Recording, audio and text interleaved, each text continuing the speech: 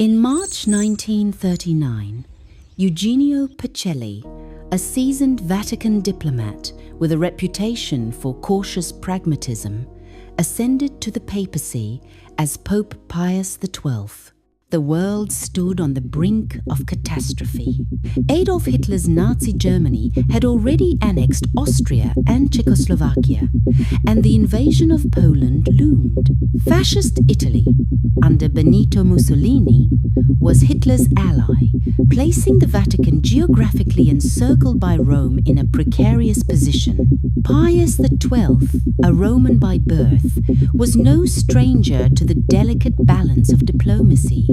As Cardinal Secretary of State under Pius XI, he had negotiated the 1933 Reichskonkordat with Nazi Germany, an agreement meant to protect Catholic interests but later criticized for legitimizing Hitler's regime. Pius XII's pontificate began with a commitment to neutrality, a stance rooted in Vatican tradition and in his belief that the Church's moral authority depended on avoiding entanglement in secular conflicts.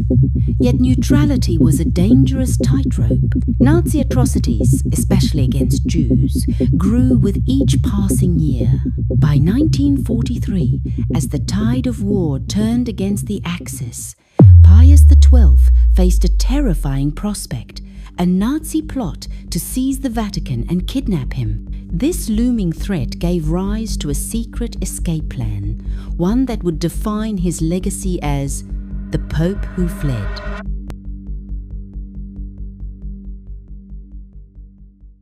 Eugenio Pacelli was 63 years old when he became Pope Pius XII. Tall, thin, and serious, he was admired for his intelligence and caution. Before becoming Pope, Pacelli had spent years as a Vatican diplomat, negotiating with governments around the world. One of his most important deals was the 1939 Reichskonkordat with Nazi Germany. It allowed Catholics to practice their faith if the Church stayed out of politics. Many later criticized it as helping Hitler's image, but Pacelli believed it would protect German Catholics. When he took office, Europe was already on the edge of war. Hitler controlled Austria, Mussolini ruled Italy, and Poland was next in line. Surrounded by dictators, Pius XII declared the Vatican neutral. He hoped neutrality would shield the Church and allow him to help victims of war without drawing retaliation. War began in September 1939 when Germany invaded Poland. Soon the Axis powers, Germany, Italy and Japan, were locked in battle with the Allies. The Nazis unleashed unprecedented brutality, especially against Jews. Millions were deported to ghettos and death camps such as Auschwitz and Belzec, where they were gassed or worked to death. The Vatican received secret reports about these atrocities. In 1942, German priest Lothar Koenig wrote that 6,000 Jews and Poles were being murdered daily at Belzec. Pius XII also knew that Catholics were persecuted in occupied territories, churches shut, priests jailed, but Pius XII remained publicly silent. He feared that outspoken protests might provoke Hitler into retaliating against Catholics or even attacking the Vatican itself. Instead, he worked quietly, funneling money to groups that rescued Jews. Some admired his caution, saying it saved lives. Others criticized his silence, arguing he wasted the Church's immense moral authority. By mid-1943, Italy was collapsing. Hunger, bombings and military defeats turned Italians against Mussolini. On July 25, King Victor Emmanuel III arrested Mussolini. 2 months later, Italy signed an armistice with the Allies. abandoning its German alliance. Furious, Hitler retaliated. On September 10, German troops marched into Rome. Tanks rolled through the streets, Nazi flags unfurled, and the city fell under occupation. The Vatican, though technically independent, was now a small island surrounded by hostile forces. Pius XII pleaded for Rome to be declared an open city, free from fighting. Some Romans hailed him as Defensor Civitatis, defender of the city, but the Nazis paid little attention. On September 2016, Herbert Kappler demanded 50 kilograms of gold from Rome's Jews within 36 hours, or 300 would be deported.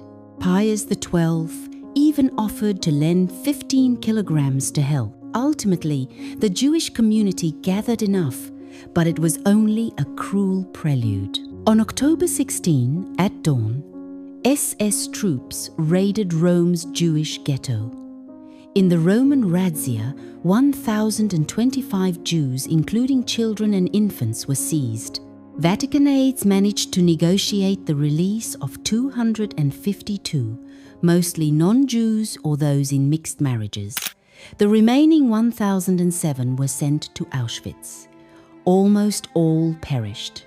Although the Vatican quietly sheltered over 4,000 Jews in monasteries, convents, and even inside Vatican walls, Pius XII never issued a public denunciation. His silence, just steps away from the tragedy, remains one of history's most haunting questions. Amid this chaos, chilling rumors spread. Hitler planned to kidnap Pius XII. General Karl Wolff later claimed Hitler ordered him to seize the Vatican, loot its treasures, and deport the Pope. Other testimonies from the Nuremberg trials supported the idea, though evidence remains uncertain. Historians are divided. Some believe the kidnapping was a real plan, later abandoned. Others argue it was Allied propaganda to portray Hitler as even more monstrous. Either way, the Vatican took the threat seriously.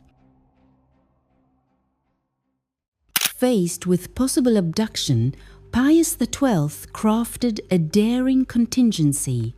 He secretly informed close advisors that if kidnapped, he would resign immediately, ensuring the Church could elect a free pope, not a Nazi hostage. The plan envisioned relocating the papacy to neutral Portugal, where Catholic leader Antonio de Oliveira Salazar ruled.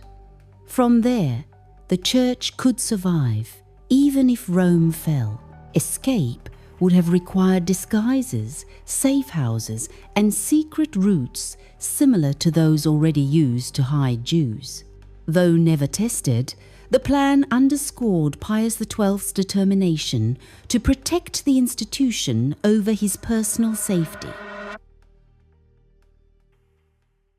Several factors likely spared the Pope. Wolff reportedly warned Hitler that attacking the Vatican might spark Catholic rebellion in Italy. Anti-Hitler German officers may have tipped off Italians about the plan. By late 1943, Germany was losing battles and could not spare troops. Since Pius XII avoided open condemnation, Hitler may not have viewed him as urgent a threat. Ultimately, the plan was shelved. In June 1944, the Allies liberated Rome. When Pius XII appeared in St. Peter's Square, crowds cheered him as a steadfast protector through Rome's darkest days. Reactions to Pius XII were mixed. Many Jews in Rome expressed gratitude. Leaders like Albert Einstein and Golda Meir credited him with saving thousands. Recent Vatican archives suggest his orders protected 80% of Rome's Jews. Others, especially after the 1963 play The Deputy, and later books, like John Cornwell's Hitler's Pope, accused him of cowardice, arguing his silence empowered Nazi crimes. Supporters counter that speaking out could have provoked far worse massacres. Critics insist his silence was moral failure. The debate continues, even as the Vatican advances his case for sainthood. In the end, Pius XII never fled. His secret plan was never tested. He remained in the Vatican, guiding the Church through war and Nazi occupation. Was he a quiet savior who preserved lives through caution, or a hesitant leader who failed to confront evil loudly enough? The truth lies somewhere in between courage and caution, between survival and silence. The story of the Pope who fled is ultimately about choices. The risks leaders take, the fears they harbor, and the legacies they leave behind.